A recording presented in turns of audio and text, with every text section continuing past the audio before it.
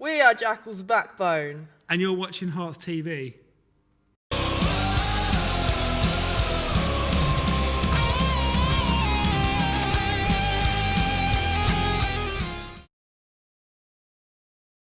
Well, the band started in 2014. Originally, I was in a band before that called Save and Sebastian. It was a pop punk band, and I got a bit fed up of.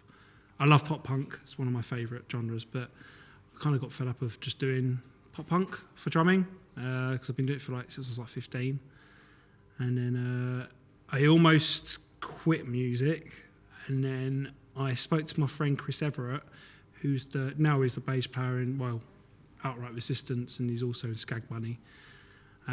We got talking, and he was like, "Do you want to do a jam?" And then I knew Becca for a little bit, and I messaged Becca saying, "Do you know a bass player?" Because he played guitar, and she was like, "I play bass." And then we all met up for just like a drink, so Becca could meet Chris. Yeah. And then we had a bit of a chat, went to rehearsal, and then we had Merrick was the original vocalist, and then it didn't really. We kind of did a few rehearsals with Merrick, but it sort of didn't really go to plan with Merrick, and we decided to get another vocalist called Nathan Draper, and then we did a few songs, rehearsed a few songs. We did our first gig on the 16th of August 2014. I remember that. It was that was your birthday gig, wasn't it? Yeah, it was my birthday gig, yeah. And then went down quite well. I put the gig on, actually, as well. It was in, It was in Watford.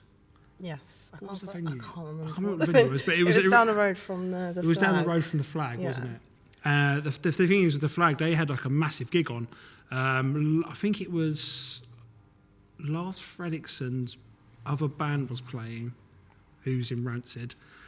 And we was like, and it was actually when I put the gig on, there was actually quite a few people. My brother's band played with us, Death Surf, Outright Resistance played that night, and Toxins, yeah.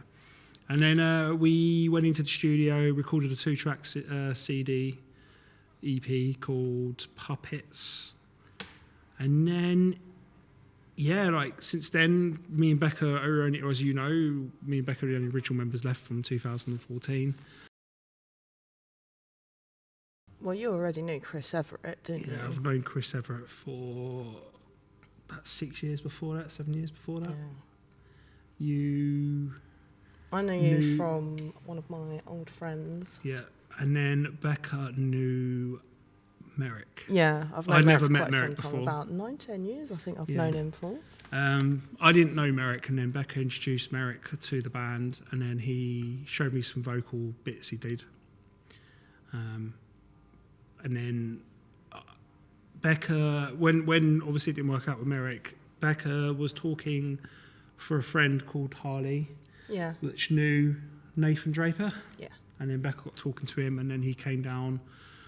He had, when we booked our gig, we had 3 weeks. Was it 3 weeks or 4 weeks? It was a very It was about short 3 amount weeks of to time. learn the songs when we had the gig coming up. Yeah.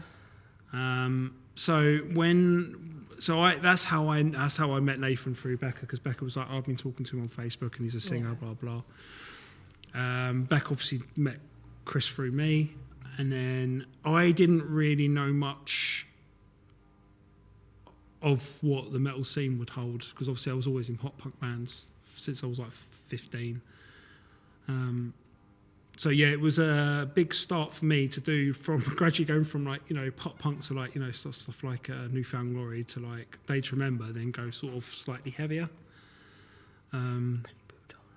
It was a very big change for me, but it was a big task, and I was like, you know what, I really want to do it. I want to give it a go.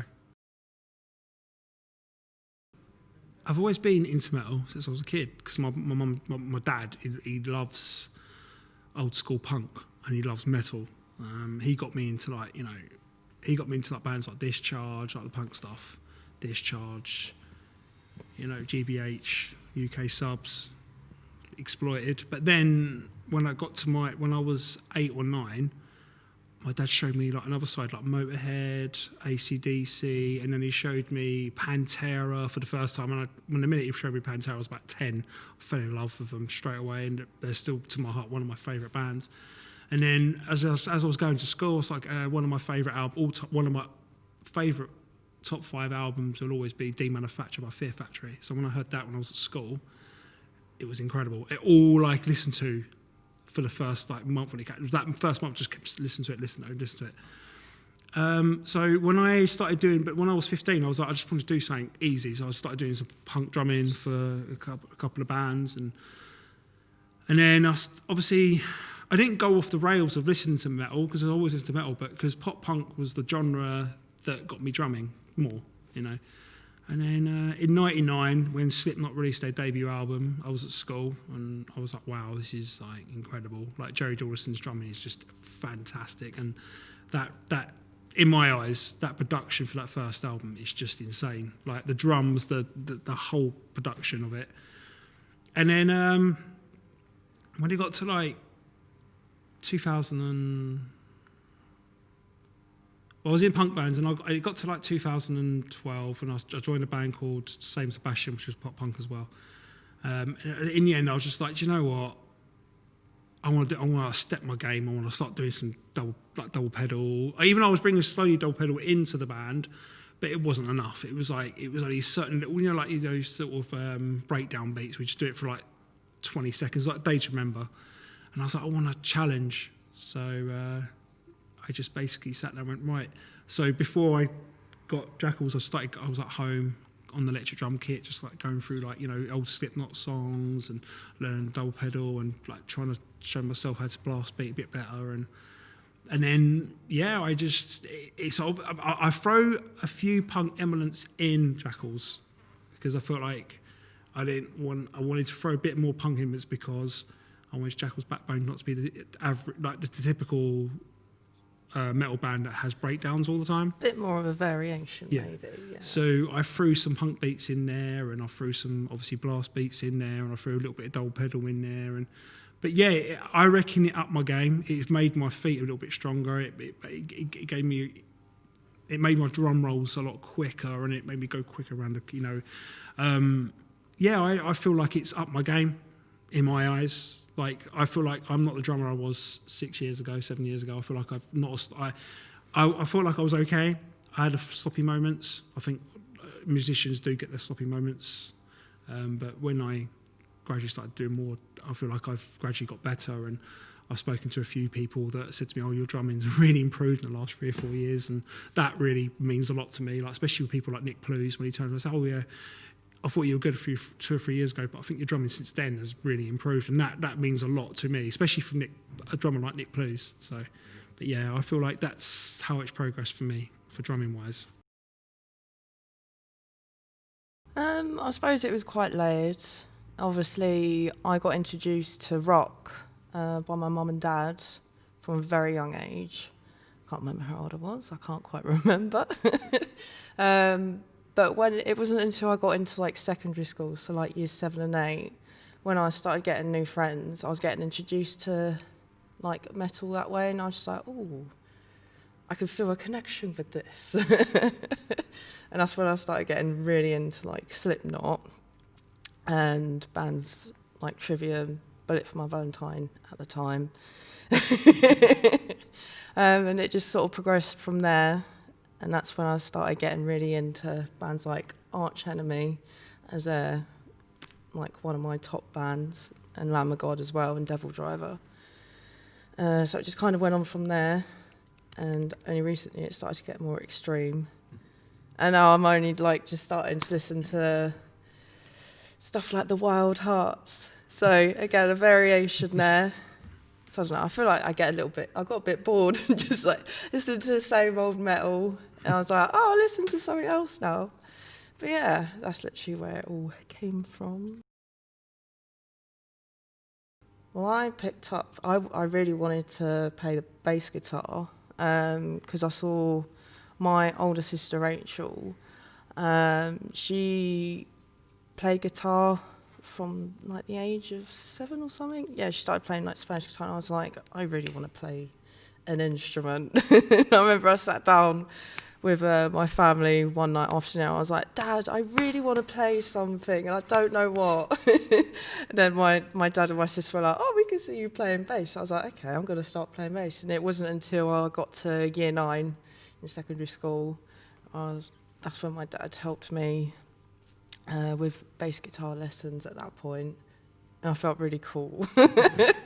So I remember like having my bass guitar lessons, and you'd have like the popular kids, shall we say, like they'd walk past the window and they'd be like, oh, it's Becca.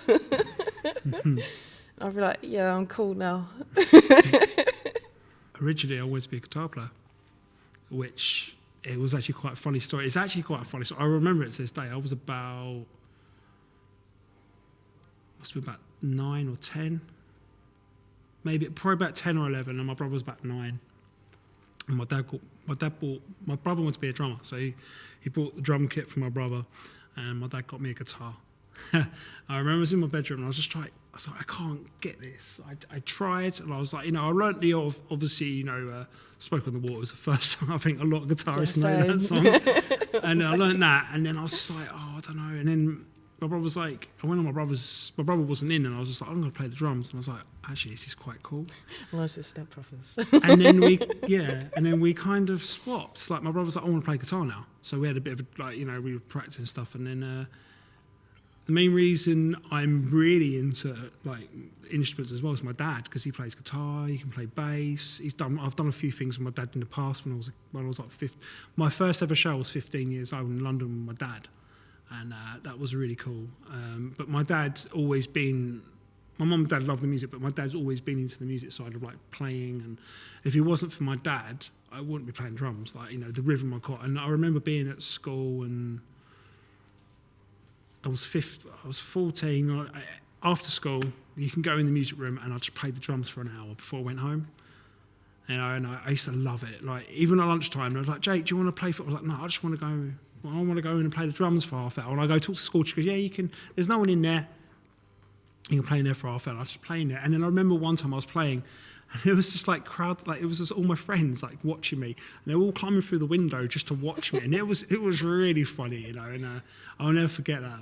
That was actually quite funny. But as I say, it's my dad who's a big influence when it comes to like the music side of like playing and stuff. And my brother, he's done really well for himself. He's played in a few bands, and I was in a band with him for a while called Plastic Passion. That was really cool. And but my brother, he plays bass now, but he used to play guitar, and he's doing really well with his style, with his music and that. And I think my dad's just happy that we've kind of kept it going. I mean, I've been doing it since I'm 37 now, so I've been doing it for like technically for about 22 years. And I've had my ups, and a lot of musicians have their ups and they have their downs, as you know. It does get a bit frustrating when you feel like when you're 15 years old, you think you're going to get signed just like that, but it's not that simple. You feel like if you release a first song, it's just going to get out there and everyone's just going to go, woo. But you know what? I wouldn't change it for the world, because it's the best feeling in the world being on stage. And I feel like, recording that single or album and you release it, you're proud of it. And you never, in my eyes, I've recorded so many stuff over the years, I've never regretted it. Never. In our band, we've got strange, Greg loves his, He likes this sort of, like, Viking kind of feel. Viking pirate. Yeah. Bit of fun. Yeah. And he, in my eyes, Greg brings, when we, like, with the what we are, like, what music we come out with, when we all get in the studio, we try not to sound like anybody else. We try to sound like Jackal's backbone, and a lot of bands will do that. I find it difficult with the genre because we always get asked what genre we are, and we had to put something on Facebook, but it's hard to get the sort of influences, because Greg's into, like, well, I like it too, but Greg likes his pirate metal, he likes his Viking metal, he likes his party sort of music, and he loves his cheese. And you've got Sam, who's like me, who just loves his punk and he loves his sludge. No, he really does. He really loves his thrash as well. He loves his he loves thrash. Like, he goes. What's it? You got bands like, what's he loves? He's got bands like does a bit of Anthrax. He does like his Iron Maiden. Morbid Angel. Morbid Angel, yeah, he goes on about them a lot. Who else is all those kind of like old schooly type bands he really loves. Oh, he loves Creator as well. Oh yeah. And then you've got obviously Becca's, the influences of Andrew Gosco from, did I say that right? You said it right. Yeah. From Arch Enemy. There's another band that Becca really likes called Nervosa. They're the Brazilian. Yeah, Fernanda Laura, I really admire her. I mean, I'm a massive Sepultura fan, but old school Sepultura when they had Max Cavalera and Igor. So I don't know. I mean, our influences are all different in the band. When we go to, like, as I say, when we do songs, I told you earlier, like the writing process is different. I mean, Greg, as I said, Greg could tell myself, I've had this song for 10 years and I've never used it or something. And Greg's like, and then Sam's a different one. He's like, I was working on a couple of riffs last night, and he will send them over to us on like Facebook Messenger and stuff, and we go through it. And good thing about the band as well, like because we all got different influences, there's so much we put together, as in like lyric wise as well. Like that, everyone just thinks that. I think everyone just thinks that Becca writes the lyrics, but she doesn't. No, I've got to be honest with you. Like this new album, that's when Greg and Sam have put their thoughts in it. I was like, okay, yeah, I'm happy with this. Sam's wrote a song of the lyrics. Greg's wrote a couple. It's the way the direction's going now is what I wanted. What wish that Jackal's Backbone sounded like 6 years ago. A long time, yeah. So it's our influences, as I say, like it's just mishy-mush, and some people keep, as I say, people keep asking me, "What is your genre?" I can't. Some people say to me, "We can't name we your don't genre." even know.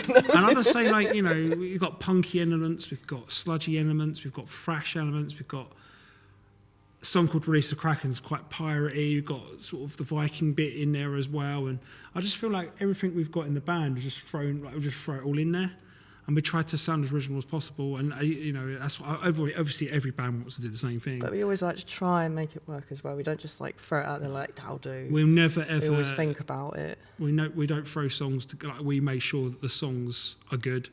Make sure they've got a catchy. Like Greg's always the one was like, if we're going to write something, I want to make sure there's a catchy hook, like a catchy chorus, and we don't rush. Like, I don't. I know some bands like You get an album, and you go, "Oh, the first 8 tracks is really good," and the last 2 tracks were so rushed. You could tell, like the record was like, "Yeah, we want 10 songs," and they're like, "Oh, we have to throw out 2 other songs." And you always get those 2 songs that just sound really rushed, and we don't want to be that band. And other bands that we listen to don't want to be that band either. And but when you're on your own label or when you do it yourself, you don't have that people trying to rush you out and go, "Oh, I think you should do another song." It's.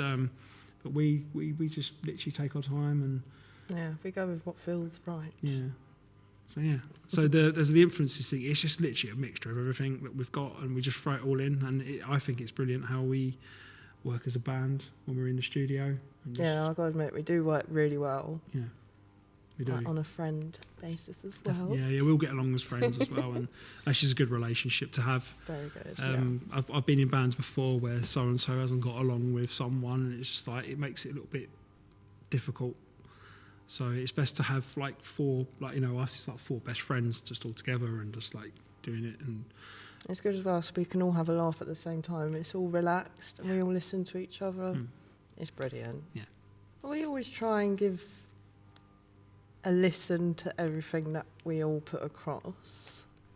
I generally think on some of the songs we wrote for the new album, which hasn't been released yet, obviously,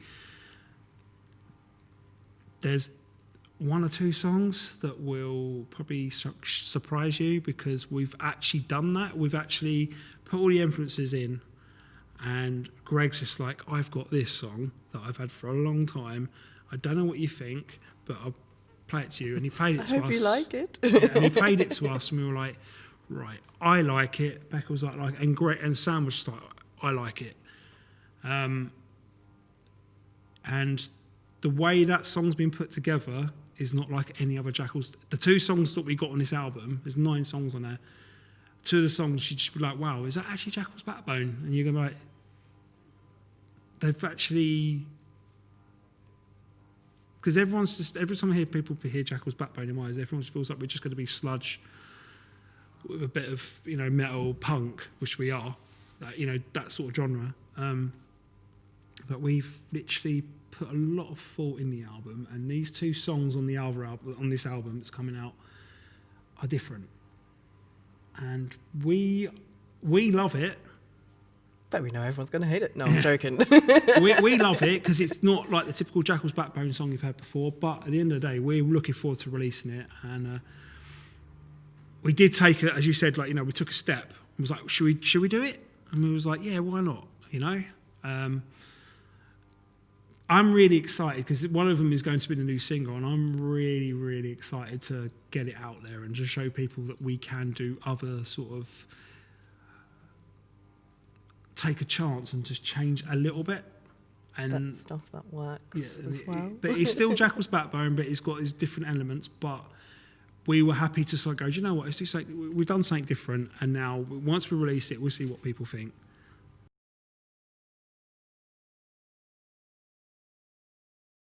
Well, I suppose as an example, like, Greg has written a couple of songs on the album where at first he didn't have any vocals. And I was like, okay, I'll have a listen. And I usually just go by the feeling of what, well, obviously something does come to mind. But then that's where I think, oh, I think this could work for this kind of topic. But also for Release a Kraken, we just thought, well, Release a Kraken, it needs to be something that's cheesy, Viking, piratey. Something on those sort of lines. Apologies to anyone that does this, but we're a band that we don't write songs about breakups or anything like that. We go by what, as Becca said, she goes by the heart, and we go by, like, you know, what's going on in the world. You know, we've got songs about, like, you know, what's it, Greg wrote a song about World War.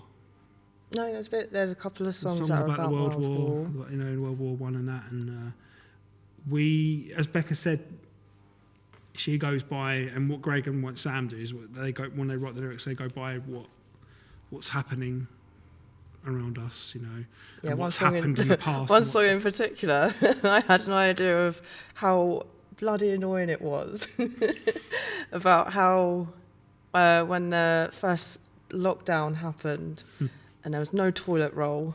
It's kind of to do with, like, global warming, but it was about how I just got very angry about, like, some people that are very selfish in the world around that sort of what's happening. So I was like, oh, I'm going to try and put that into words. Yeah, I mean, as I say, look, we do songs what's happened in the past, present, future, and we. As I say, I was in a pop punk band for years, and we did songs about getting your heart broken. It's all right at first, but I don't know how many songs you can do about how many times your heart's been broken. I mean, when I was younger, we all did. I do like "For My Valentine," but people ask me, "Oh, what did you think of the new album?" I'm like, it's just. I listened to it. I've listened to it, but I was like, it's musically it's brilliant, but lyrically it's not what you want to hear. It's about someone getting a heart broken again for, like, the 6th time. I get, but as a speaker, when it comes to bands like Bullet, I respect the music. I just feel like the lyrically, in my eyes, is a little bit, could be better. I hope Matt, what's his name from Bullet doesn't find this. But I'll tell you what, one band I do love, and I love his lyrics anyway, is Trivium. I just think they, in my eyes, some people disagree, but I feel like every album they've done gets better and better, and I think they've matured in my eyes, and I really like that band. I think they're really, really, really good band. Never seen them live, but I really want to see them live. But I mean, everything they've released, and I've been watching their stuff. It's just an amazing band, brilliant band, aren't they? Absolutely. Yeah. So, at the time, there were some wrestlers called the Alpha Wolves. What was it? It's the wrestling that happens in Hitchin. Oh, it was the... Oh. I can't remember what it was called now. It was like WBW or something. And it was, as I say, the Alpha Wolves. Yeah. Yeah. And then we got talking to them and we were like, I would really love to write a theme song for for you guys to come on to. Give us a little bit of time, and then we'll do something there and like, oh yeah, we'd really like that. We'd be really honoured and privileged if you did something like that for us. And then obviously Dead Prey is literally about the alpha wolves. Just trying to get people to be like, ooh, scary stuff. We had half a song, which was Dead Prey, at the time, I think. We were like going through some stuff, and then we had this, as I say, Becca said to the wrestlers, because we watched them, and we know Kira really well, which was that she was their manager, wasn't she? And we just said, it was just one of those ideas we just threw out there, and they were like, yeah, that'd be great, as Becca said. And Becca, we got back in the studio. It was going to be for the new album anyway, but it wasn't the completed song, and then we completed it, and then which was really cool. We completed it, and we went into the studio, and we said, if this is going to be for them as well, we'll go in the studio one day, which was last year, and we're going to record it. And we recorded it, and we played it. We passed it on to them, didn't we? And they did actually come onto it. They came onto it, yeah. What was the occasion? It was in Luton. It was Luton. We actually, they had a couple of bands playing. It was us and Kill Confirmed. Kill Confirmed were playing, and there was like, right.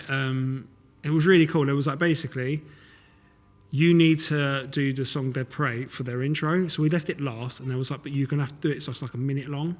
So in rehearsal, we got this 3.5 minute song, but we had to cut it down to a minute. So we had to have like the intro, quick verse, and quickly of this chorus to end on. And Becca had to make sure that she did the bit where she said the alpha wolves in the actual lyric bit as well. We did that, and we brought them on, and they came out, and it was brilliant. I thought that was pretty cool, absolutely brilliant. Because I'm a wrestling fan since I was a kid. I love wrestling. Yeah. One time I watched Motorhead. They brought out Triple H once when they did the song for. So doing a song for a wrestling duo was great, and playing the song for them live when they were coming out to do their match, that was really fantastic. Quite special. It was special, and we did release it. Unfortunately, one of the wrestlers got injured, and we couldn't. Like, we wanted them to be in the music video originally, but obviously, saying it just didn't work. We didn't have we couldn't all meet up at the same time, and so we had to go. We went into. We said, we might as well do the video still. So we did. I don't know if you've seen the music video was done at the practice rooms from our friend Gaz, who does Sinister Arts. He's a really cool guy. Yeah, he's really cool. Like as Becca said, it was a fun song. The lyrics are, in our eyes, as Becca said, the lyrics have still got a meaning to her because it was something we wrote for our friends, for wrestlers and stuff. And it was a great occasion to do that. And we could take that off and say, oh yeah, by the way, we brought on a wrestling, So we just tell the grandkids. Yeah. We brought on like 2 wrestlers. They were about to have a fight, and we did the theme, like we did the song for them. So that song. Dead Prey means a lot to us because obviously we managed to do that in that space of time and go in the studio and record it. So yeah, it was quite fun, wasn't it? It really was. That was Gaz too. He did the artwork. He's from Sinister Arts. We go to it. He did the artwork for Dead Prey. He did the Jackal's Backbone logo. He's done a lot for us in the last 2 years. He did the lyric video for World in Darkness. He did Dead Prey video, and he did Tear My Eyes Out lyric video, and he pieced together. We had all this stuff that we did a video for Bathe in the Blood, and it was basically loads of our fans wearing our merch, and I sent it all to him and the song and a bit of video footage, and he put all that together for us as well. So he has been fantastic for the last 2 years for us. We definitely recommend him. Yeah, we recommend him. His business is doing really well, and he's also done a few things for us recently. So yeah, he's fantastic. I mean, he's a really nice bloke. He gets on with it. You ask him, you give him some ideas, and the ideas he gets, he just goes home and goes, "I've got this idea for you," and we all get along with him. Yeah, that's how the artwork came about, wasn't it? Because when we went to record the video for Dead Prey last year. The hottest day of the year. That was when we were outside taking a break, and Greg was saying to him, right, the idea that I've kind of got is this, this, and this. And then Gaz was like, yeah, I know exactly what you want. I'm going to do it. Yeah. But we gave him a little bit of time to do it. Obviously, because there's no rush with what's going on in the world right now. Yeah, that's gonna the artwork she's talking about will be for our new album, which will be called Red Myst Descending. Will be revealed. We've seen the artwork, and we're like, whew, it's very, very good. I mean, for us, it's actually really good. But yeah, as I say, like with people like Gaz for artwork and stuff, you just tell me you've. As Greg said, it was like, I think I've got this idea. I said, Greg, take it away. You know what we want. But Greg's so good with ideas, and Greg just said, and then he came out with it and was like, oh.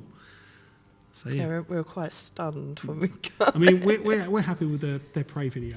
Very happy with it. And really happy when he did the other videos as well. So. Yeah. The Prey artwork for the single, and we obviously released it on T-shirt. I just remember. I think Greg had the idea. Greg had the idea for the artwork for that, because it was basically Greg had an idea for it because obviously Jackal's backbone, and he was like, I want a Jackal with the skull and then basically he made like a rough sketch. Yeah, Greg basically made a really rough sketch. It wasn't, Greg said to me, I'm not exactly an artist, but it was really rough. Gave it to Gaz, and Gaz was like, what do you think of that? And he was like, we really like it, but it obviously all turned like, and then he listen. What I like about him, he will listen to you. He won't go no. He'll listen to you, and then he brought it back. And was like, that's how we wanted it. And when it comes like when we did the when we've had ideas for artwork before, as I say, it's just when we did the Tear My Eyes Out, that wasn't done by him. That was done by someone else. But the Tear My Eyes Out artwork, Becca did a rough sketch. And I can't remember what his name was. I can't remember his name either. We approached him, and Becca was like, I've got this rough artwork of a soldier, with his eyes. It wasn't really a soldier guy. Yeah, but, it was... And then it was an idea that Becca had, and then she just gave it to him, and he put it together, and... That's how the EP colour came out. That's kind of how we work, isn't it, Jackals? We just sit there and just, like, Greg's like, I think we could do this. There's an idea for artwork, or... a music video. The Dead Prey music video was quite one of those ones where we wanted to release a single before we were playing Bloodstock.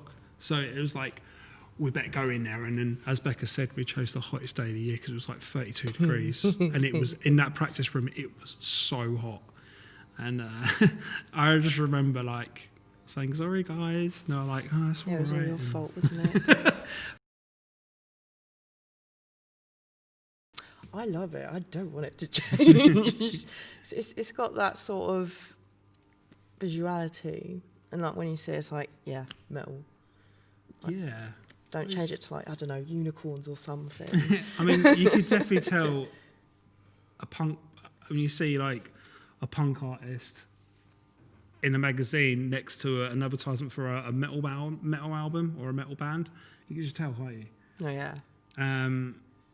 I think it's great because, as she said, the minute you see it, you're just like, it's a metal band. I want to check out. And you just get drawn straight to it. When it comes to metal artwork, metal bands, you just get that. You just see, like, you see Cradle of Filth and go, that's Cradle of Filth. But when you see the right, you just see the sleeve, the album sleeve. You're like, yeah, it's Cradle of Filth, or where you got bands like I don't know, Lamb of God. The minute you see that their artwork, every single, they never disappoint with their artwork. But I must admit, when I first heard it, I heard the name Lamb of God before I listened to the music, so I was like, oh, it's nice Christian. I was like, very different. I mean, they were originally called Burn the Priest. No, they were, yeah. I mean, all the bands we love, listen to, like, it's like, as you said, like, you see I'm On a Earth album cover, what do you think? Vikings. Yeah. Viking metal. You just can see it. Ailstorm. You see the name and you just like it's going to be pirate. It's pirate music. Pirate alcohol. Metal. Yeah, alcohol. It's. I don't think it should change. No. I think it's been going around. It's been doing it for years. bands like Venom have been doing it for years. Like, you see Venom's album covers, you're like, yeah, black metal. You know, it's just you know what it is. I don't think it should change. I think it should stay. I think if it did change, I think it wouldn't be. I just think it just wouldn't be the same. No, I don't think so.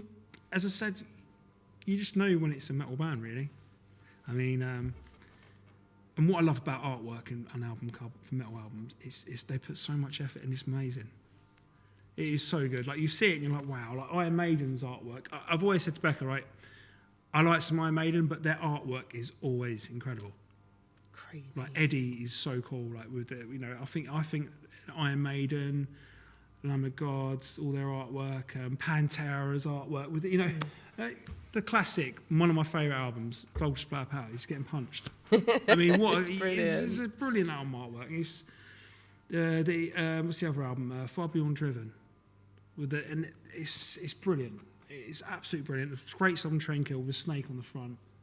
It's Pantera all over. You see those artwork, it's Pantera all over. But no, I don't think it should change. I think it should stay. If it did change, I don't think it'll have the same edge to it. Won't have the same effect, no. No, I think it should stay. I mean, we won't stop with the skulls and our bloody writing with Jackals. It just suits who we are. I mean, if Becca said they put a unicorn on it, you know, unicorns or you know things that are not really metal. Yeah.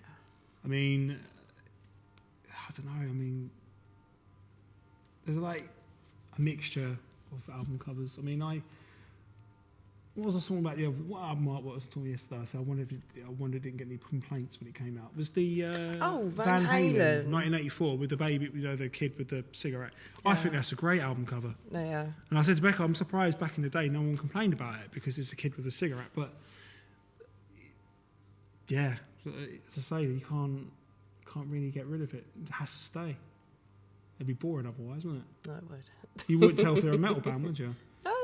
Imagine Cradle of Filth with, I don't know, an ice cream truck or something, you know. or them just they're on the beach. Like. You're just like, that's not Cradle of Filth, is it? No. I mean, Cradle of Filth has to have, like, crucifixes and stuff. Well, yeah, when you hear the name, yeah, it's got to have, Filth, like, Satanist or something on those lines. Yeah. Yeah. That is one of my favourite festivals. Yeah. Before we played Bloodstock, that was one of my favourite festivals we played. Basically, Beermageddon was a fantastic experience. Mm-hmm. And what happened was, but basically, when we in 2018 we released a clip of Red Darkness before we would release it, you know, what bands do. And Jim Beerman was like, oh, I really like the clip. When's the single come out? I said, it's coming out on Friday. And this was on the Monday. He messaged me on the Sunday. I went, well, my show's on the Tuesday. I could put it on there as an exclusive. And I was like, oh, that'd be great. And he was like, you know, he does, what's the radio show is? Total Rock. Total Rock. And he does the Jim Beerman show. What made me surprised is that he listened to a minute clip and he liked it. And then he played it, and obviously we released a single on the Friday. And then he got back in contact with me. He said, I can get you a gig in Birmingham if you want it. And we was like, yeah. It was Scruffy Murphy's, played Scruffy Murphy's gig. I remember it was after we played, we were playing with Gar Scott and Face Up.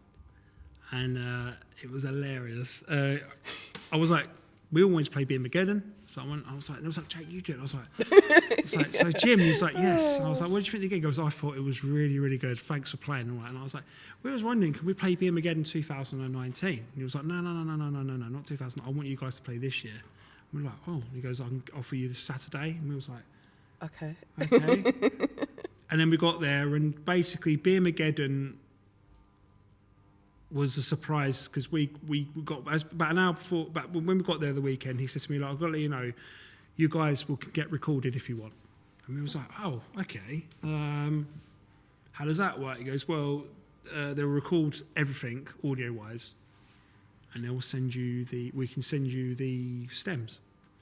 We were like, all right, that's cool. So we played the show, a really good, fun show. And then I remember got back from Beermageddon that weekend. And then a few days later, guy was like, I've got stems for you. I sent him a disc. He sent me a disc over. He gave me his address. I gave him my address, and he sent them over. And then I had them on disc for about 2 or 3 weeks. Didn't listen to them because I'm not very good with stems. I have no idea. And I messaged Adam from Everest Queen, and I was like, "Would you like to do me a favour?" And he was like, "What's that?" I said, "It'd be amazing if you could mix and master our live at Beermageddon CD." And he was like, "Yeah, of course." And that took about a month, probably longer than that. We didn't hear nothing, and then he goes, "I've got this mix," and he sent them over, and was like, "Oh," and he was like, and then he sorted out more, and then that's how the album came about. It was a surprise, and we was like, "What should we do with this now? Should we release it? Shall we just release it as a thank you? Like this is our extra. We've got a live album, you know." And Becca was like, "Oh, might as well release it." So what we did was, spoke to Greg. We already had a picture of us at Beermageddon, and the back of the CD is just like a picture of us, and it's just got the. We weren't going to release it on CD originally. We're just going to put it on Spotify and Bandcamp and just see how it went. And everyone was just messaging me saying, "Are you going to release it on CD? Are you going to release it on CD?" I said, "Right, okay." So I spoke to Greg. Greg's like, "I'll tell you what, we can get 50 done." That's how it goes. And yeah, like it wasn't going to come out on CD, and it did eventually. And the CD's done really well. The response for the live album on Spotify and Bandcamp's done really well. But yeah, that was just a bit of a bonus, really, to get to release that. And it's got it's got a couple of songs that's going to be on the album anyway. But yeah, I'm really surprised the way it come out like it did. And yeah, that was a bit of a, for us, it was a bit of a surprise release, really, wasn't it? Yeah. It took about a year to come out because obviously we made sure that it was all done and dusted. But yeah, I mean, listen to it now. I still listen to it. It sounds a bit I'm listening to my own band, but I still listen to it and I'm quite proud of it. It's us live at Beermageddon, the first big festival we ever got to play. It was sold out as well that weekend, so it was a fun weekend. I just remember that morning was really scary. Like, oh no, it's coming. Yeah, that was because as I say, that was the festival we played for us, and it was sold out. Yeah. And we were on at 2:00 in the afternoon with the first band on the Saturday. Everyone was watching. Was it Face Up Friday night? Yeah. So everyone's probably hungover, and you camp outside, but the actual venue is inside. And I'll tell you what, we was on first on the Saturday, and there was about 50, 60. There was about 50 odd people watching us, and that was a really good. I mean, more people, but halfway through the gig, more people were coming in. It was getting more packed and stuff, and it was great. It was a fun weekend, and we went there. We didn't play there last year. We went there the year after to see because we loved it so much. Yeah, it's a really good place to go. But I could recommend to anyone, if when the festivals are back on, please try and get to play Beermageddon because it's a fantastic festival, and Jim Beerman is amazing. He's a very lovely guy. Amazing,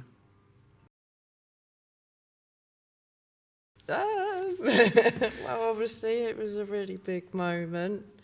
It was the point where keeping it in before it got announced was so difficult. So, obviously, Metal to the Masses final, Fearbound got announced to play it on the New Blood stage, and then Simon Hall approached me at the end of the gig. He said, "Oh, you guys are going to be on the short list." And I was just like, "Oh, God." I didn't know how to react. So we're like, "Okay, no, it's fine. I'll play it cool." And then it got to 2-3 weeks later. I just remember the day he contacted us. No. Basically, I got an email. We got an email at about 6:30 in the morning. It was very early. It was very early. Becca just left mine to go to work. Yeah. I was literally getting ready to go to work, and I got an email. First of all, we got a message on our Facebook from someone else saying, "Check your messages," with a wink, and I was like, "No." And then it said, "We would like to invite you to play the Jägermeister stage for Bloodstock."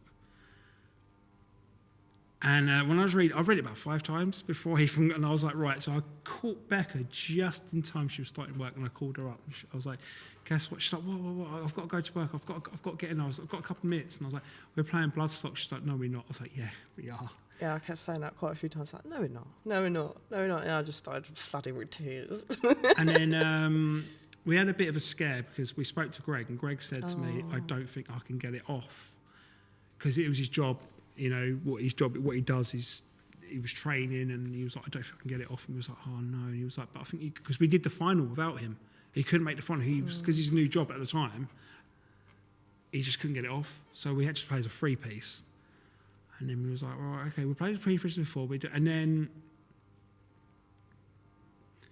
keeping it quiet was very difficult. Like when I was talking to like the week after, you know, when we knew when we came to Club 85, people were like, I'm so sorry you guys didn't win Bloodstock, like Metal to the Masses. And, you know, I was talking to like Ross from Countless Skies, and like looking at Becca, like trying to hold it in, you know, I can't say nothing. Was it, what gig was it? That we played with a talk, and Jonathan Tilley was like, yeah. I'm so sorry guys. We were like, it's fine. You don't actually know what's going on here. And then Greg, about 3 weeks before Bloodstock? Literally about 3 not weeks. that far off, yeah. And he went, what was it he said?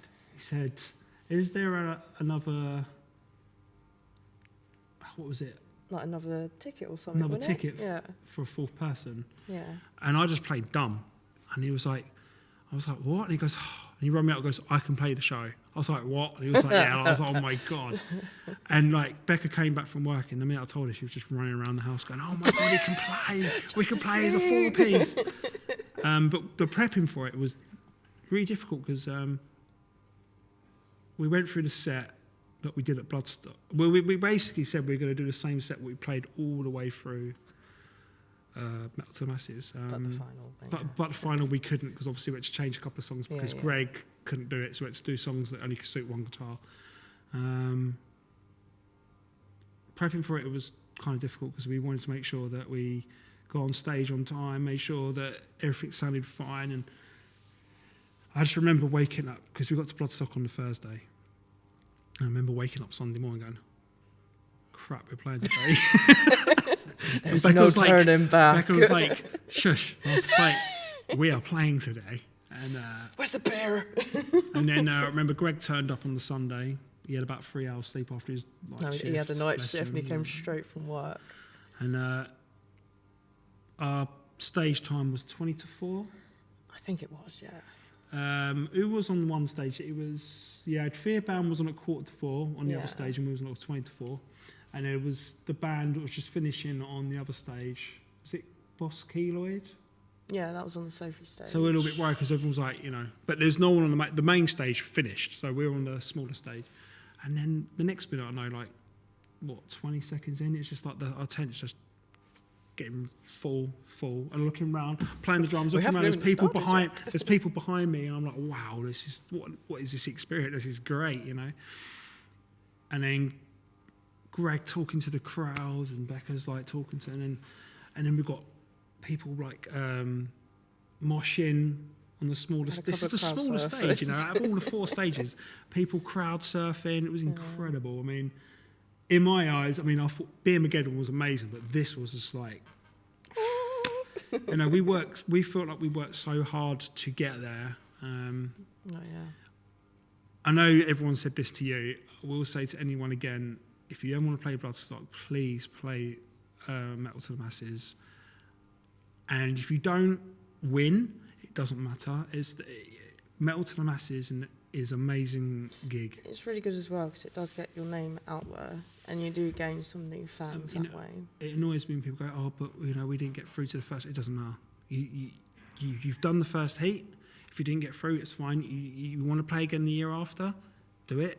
Mm-hmm. But at the end of the day, as Becca said, every heat, even the heats you go to and watch, it gets larger crowds. People notice who you are. Even if you don't win, Metal to the Masses is a great opportunity in my eye. It's made us the band, I think it's made us stronger in the last 2 years. And as I say, playing Bloodstock is a massive achievement, and we've got to do it. And there's going to be other bands that we know, load of bands that Everest Queen played, Razor Void played, Count the Skies, Earthbound, Fearbound. All the bands that we've all played with in the past have all played there. The one that gets me as well is Count the Skies. Playing on the New Blood Sophie stage. No, but they played on the New Blood stage, and then 3 or 4 years later they're playing on the New Blood. They played the Sophie same year, stage. which was last year. Yeah, they played the same year as us last year, but it's incredible. It is a great experience. As I say, Metal to the Masses is massive. It's brilliant, especially around the whole country. Don't knock it. No, it's brilliant. The debut album is called Red Myst Descending. It's got Dead Prey. Dead Prey is on it. Re-recorded. But it's been re-recorded again. So it fits on the album. So it fits on the album. Because we had a discussion said about, the guy who recorded George, he recorded the single last year, and he said, I recommend you guys re-record it if you want it on the album. You don't want the mix is going to be completely different. And we was like, yeah, that's fine. It's got 9 songs on it. It's got some of the songs you guys heard before. It's got Red Myst Descending on it, obviously. It's got Dead Prey. Fade the Froze, which we played live a few times. Probably more than a few times. And it's got, did I say Dead Prey? Yes, you did. Release the Krakens on it as well, which is on the live album. The other 5 songs no one's heard yet. We did play one of the new songs, which really sucks. We played one of the new songs in February. It was like, we had 5 shows booked for this year. It was like, you know what, we've thrown a new song for the new album, see what people think. Yeah. Played it once, the song was called Life Takers. Played it once, and then obviously COVID happened, and then that was it. We played it in London, but the thing is, when we played in London, there was obviously a lot of people from London there. Everyone's forgotten about it now. It was Gut Locker. We played it. They were fantastic, but we played it in front of them, but there was no local lot there. And Becca was like, well, our next gig is a local gig. Didn't happen. Not but anymore. yeah, the album took almost a year to record. You started recording it last October. Yeah, I did the drums. I did the first 4 tracks on drums first 5 songs in October. Went back in January to finish the other drum tracks off. And then guitars and all that. And then obviously COVID kicked in, and obviously Becca can do her vocals. But the album, how long did the album take to write? About a year? Well, we started playing Release a Kraken 2018. Yeah. So I don't know if you want to start. So I think we started writing the album around about around about 2018. Yeah. We had 3 songs that we knew that was going to go on the album, and then there was people going to me a discussion of there was a discussion about recording another EP, and Greg was like, we all got there and went. Becca just told me, I said, I don't want to record an EP. I want to record a debut album, because when it comes to EPs, it's cool, but you want more. Yeah.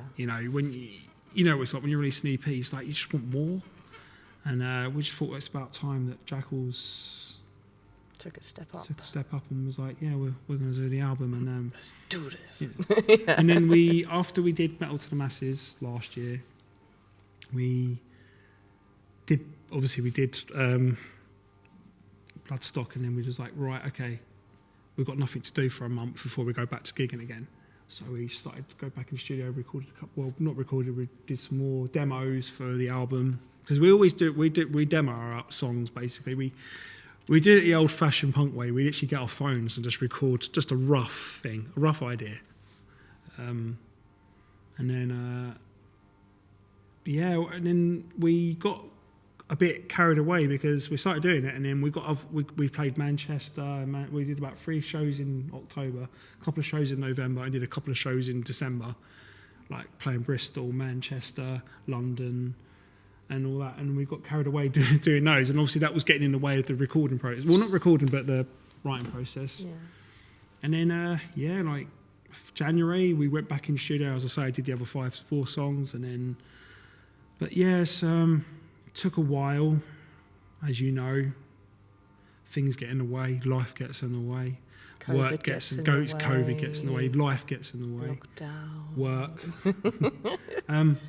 But the album, in our eyes, is really exciting because we can't wait to release it. Yeah, I know. It was supposed to actually be released Easter, I It- believe. Well, last year, Becca did an interview Oh, because yeah. we played Manchester at the Rebellion, and they interviewed Becca, and Becca was like, "Yeah, we're hoping to release it April next year." Nope. Never happened. But I feel with the COVID, it's kind of made us not rush it. It has helped in a way, like pace ourselves, take our time. And As frustrating as it yeah, is. but the thing is, it's like we were thinking about, and then at one point when it comes to April, it's like, release it in September. It wasn't going to be. It's nowhere near. At the time, it was. We were sat there and went, "Come on, guys, it's not. It's Let's nowhere be realistic near. here." It's not going to happen." But we discussed it. We will be releasing a single hopefully before Christmas, with a lyric video, and then by that point we should, when we release the lyric video, we should have news about the actual album date dropping, and it will be available on CD and Spotify and on Bandcamp and iTunes and that. But yeah, it's a long journey to get the album going, really. So say that this is a writing process for about almost 2 years. About that, yeah. But yeah, as I say, it's our debut album. We can't wait to release it. You know, we've done EPs, we've done a few singles there and then. But yeah, as I say, we really wanted to do an album launch, but at this rate, it looks like it will be a live stream. So it's not the same, but there's nothing else you can do with this whole COVID. No. Is your mate It's George? my friend George. George. Yeah, he's based in Ware. We recorded our single with him last year for Dead Prey. He basically approached me because I've known him for a long time. He was in a band called, I used to hang out with him when I was younger, and he was in a band called Traffic Lights when I was in a band called Public Disgrace back in the day. But basically he contacted me saying, I just wanted to know if you would like to record something with me or I could master something of yours. And I was like, well, Jackal's literally just finished writing this single, and I was wondering if he was like, yeah, you can come to my studio. So we went there and we enjoyed it. The production, in my eyes, the production of Dead Prey is really good. We all liked it, and we was like, yeah, we're going to go back. And I was contacted saying, do you mind if we come back for the album? He was like, as long as you've got an album written and it's done, it's fine. And then we just, as I say, we demoed the album a lot. Done all the finishing touches at the practice rooms, as you know. We just have to make sure everything's tight and everything, all the lyrics are there and stuff. And then, as I say, in October last year, I did 4 tracks on the drums. And then that was me and Greg. I went in there with Greg. And me and Greg went through 4 songs. And then was it January? January, I went back in to do the other 5 tracks. Maybe. So it's such a long. It's because this year It's a bit so of a blur. So we did that because the writing process was really, really odd. Because like we had the 4 songs and we had 5 songs that weren't really completed yet. And George was like, "All right, I'll give you like a couple more months to finish the other 5 songs off." Did that, and then. Guitars got recorded just after the drums. No, the bass got done, then it was the guitars. And then Becca went in the studio to do her vocals. And then Greg done some backing vocals for 3 songs. Yeah. Which is good. Nice to have Greg on there, Get even though he moans about his vocals all the time. I don't know, the writing, as I say, the recording process was in my eyes, it was quite straightforward. It was pretty easy. It was just nice to go in there and he said to me, what do you want to do? I said, basically, I want to play with Greg, go over the songs, and obviously Sam. And he was like, do you want to use, I don't use a click. I know a lot of drummers do and a lot of bands do, but I'm not comfortable with it. I know I'm going to have a lot of people go, oh, you should use it, but I'm not very... George was fine with it though, wasn't he? Yeah, George was fine with it. I've been playing punk drumming a long time, so I've played to a click once, and that story is just a mayhem, because I remember that I was in the studio for like 6 hours to record one song because the click track was just out with the guitar. So the guy who recorded the guitar track was out of time, and it made me go out of time, and I was just like, I can't do this. So but now I've always done it without a click track apart from that one time. So as I say, the drums were pretty easy to do. Just playing with the guitar, made sure it was all tight, we did go through every section to make sure there was no like mistakes, made sure that everything was in time, there was nothing bleeding through and stuff like that. And obviously Greg and that did record the guitars, and Becca did the vocals, and Greg did his backing vocals. I enjoyed the recording process, to be fair, even though, again, COVID got in the way. But when we did go in, it was a lot of fun. It was great. I mean, he's so good to work with. Oh, yeah, you walk in there relaxed. and he was like, a bit of a laugh with him. Oh, yeah, bit of banter. And he was not difficult to work with. He knew what we wanted. We told him what he asked us.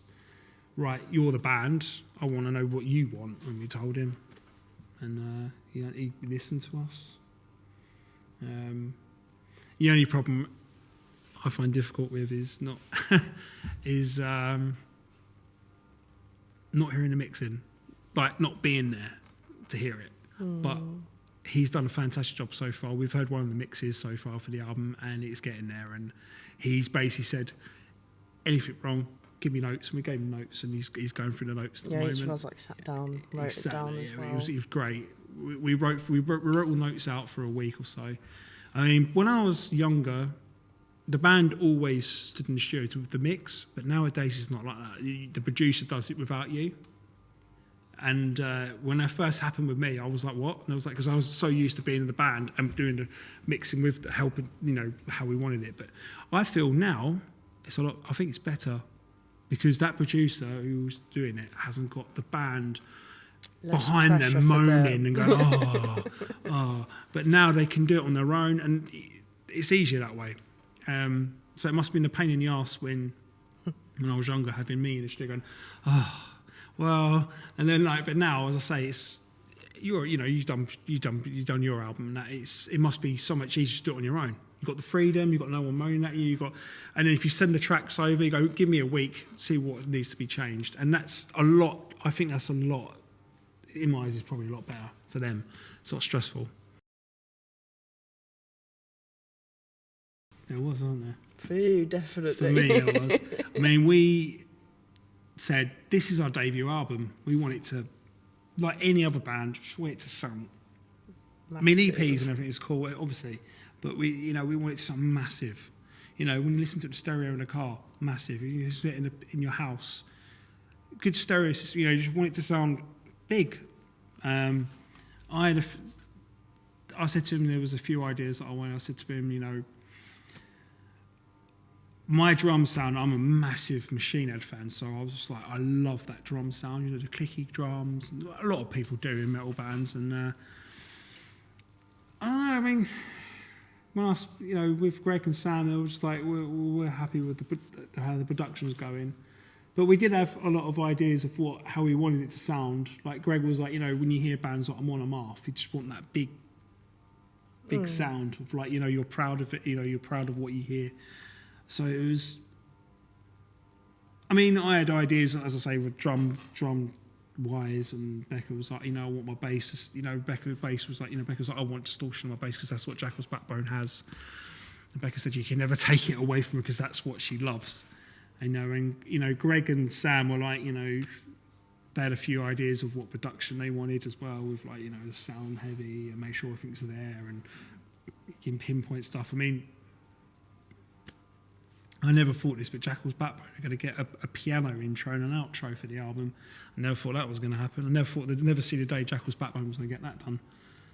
But we're in the process of doing that now, aren't we? Getting that sorted. Yeah. We just want to make sure that as a whole, we love it. And the fans that have actually been listening to Jackal's Backbone for 6 years have obviously seen a difference. I'm looking forward to them saying, enjoying it as well in their car, or listen to Spotify on your headphones or whatever.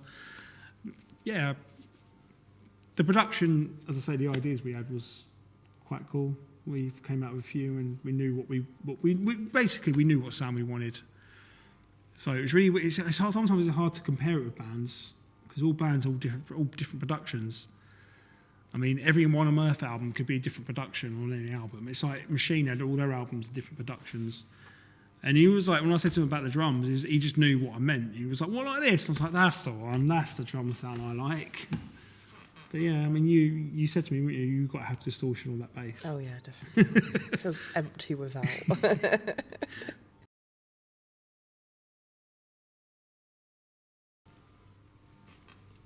Well, I would say live streams, but Facebook have stopped doing that now, haven't they? I don't know, obviously doing like these sort of interviews really help. Yeah, I think this is a fantastic idea. Definitely. This herts-tv is brilliant. When I saw it come up, and I saw the interview with Amit, and he was mentioning about the local metal scene, and the thing is with the local metal scene, I've never known anything like it. I mean, as I said to you before, I was in the punk bands before. I didn't really know about a local metal scene, and I only got to know everyone around about 2015, meeting like bands like Derailus and Black Skull Ritual, bands like that, really. What they called, Fethonia and all those bands. Yeah. And I feel like the metal scene, just in my eyes, is doing really well. Metal to masses is helping increasingly. But I just feel like with the whole COVID getting in the way, it's pushing it down. Like, because it was at the start of the year, it was doing really well, and it's not anyone's fault. I mean, everyone's doing what they can. Everyone has to work. Everyone has to go do their daytime job.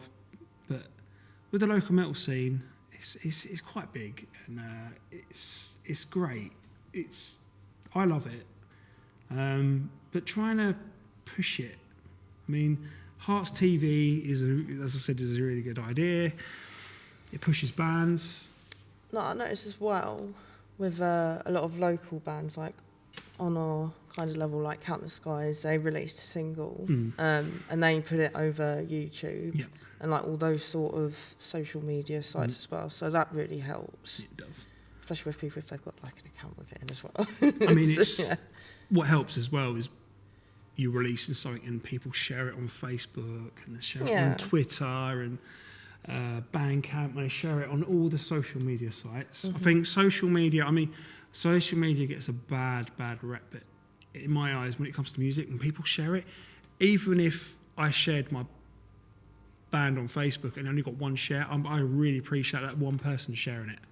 It's a nice thing, and it is difficult trying to push your band out there, but I don't think Jackal's Backbone will be here if this scene wasn't here, if that makes sense. We've had some really good gigs in Club 85, the Red Lion. What else you got? Green Room. All those places, obviously.